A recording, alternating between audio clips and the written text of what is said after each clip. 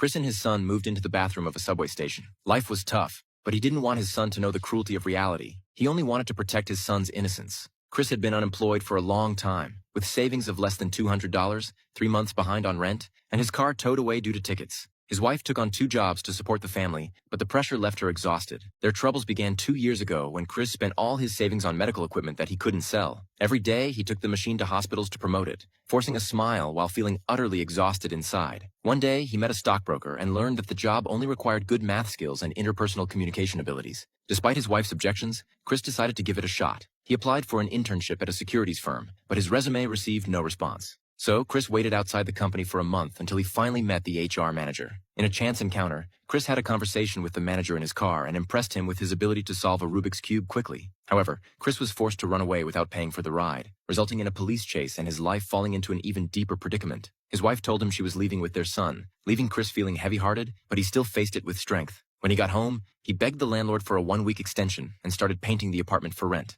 Eventually, the manager called to inform Chris about an interview. On the day of the interview, Chris was detained and couldn't arrive on time, but he still went to the interview with paint stains, honestly explaining the situation and earning the interviewer's trust. Despite only having a high school education, the interviewer was moved by his sincerity and gave him the internship opportunity. The unpaid internship was full of challenges, but Chris never gave up. Every day, he was the first to arrive at the company and the last to leave. Despite the immense pressure in his life, he persisted in his work, focusing on finding clients. After months of hard work, Chris finally found an important client, Jack, and met more influential people through sincere communication. A few months later, he successfully sold the medical equipment, and life improved somewhat. However, because he hadn't paid taxes, the government garnished Chris's wages, leaving him completely bankrupt. The landlord threw his belongings outside, and life was once again in turmoil. However, Chris never let his son notice these changes. He told his son that the equipment was a time machine, taking them back to the age of dinosaurs, continuing a heartwarming game. Chris took his son into a public restroom, locked the door, laid out toilet paper, and his son innocently believed it was a game, falling asleep in his father's arms. Despite tears in his eyes,